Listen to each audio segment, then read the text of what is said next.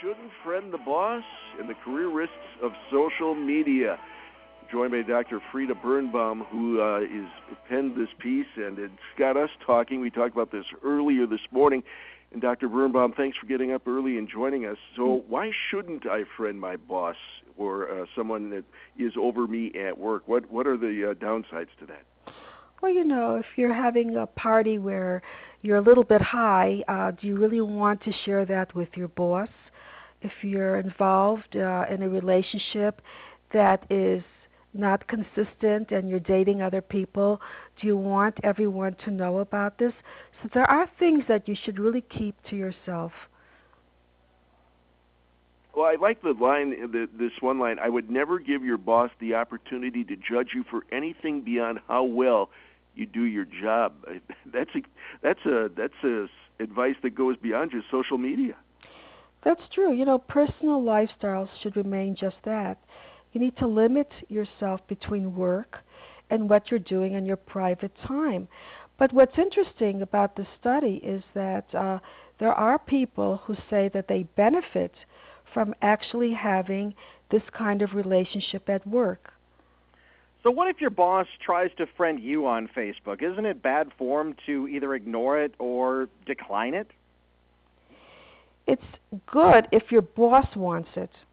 If there's a climate that the social media is not encouraged, that's something else. But if your boss is encouraging it, it's an opportunity for you to show yourself in a different way, which means that if you're doing volunteer work, if you're involved in sports events, that puts you into a positive light.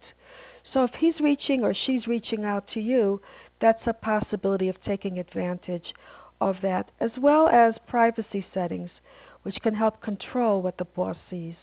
Is there a way to politely decline an invitation to friend a boss or a colleague? You can always do something in a very effective manner.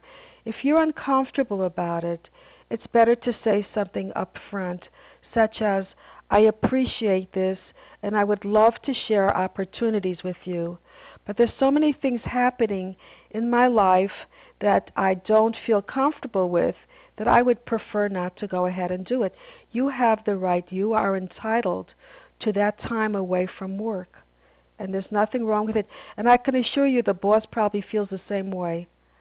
And I guess it all comes down to how we manage our social media personas anyway, be it with a boss or a friend or anybody else. Coworkers, you mentioned, coworkers can always be on the lookout for something that could make you look bad and then use it against you in social media. It really comes down to the user and what they choose to put on Facebook, Twitter, etc. And you got to be responsible for your own choices, good or bad. That's true, but as well as, think about the boss, think about these executives.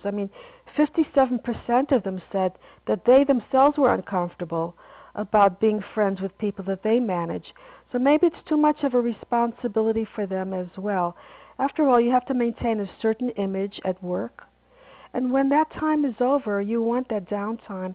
You don't want to have to continue the relationship with what someone else is doing after work, because that's stressful. It's much more stressful than just having a friend relationship where there's nothing else involved of you needing to do something, a favor for someone, because you could be taken advantage of, as I said. So 57% said that they would prefer not to do that. So it seems it's more in the advantage of the person that's working for you, because they have a personal relationship.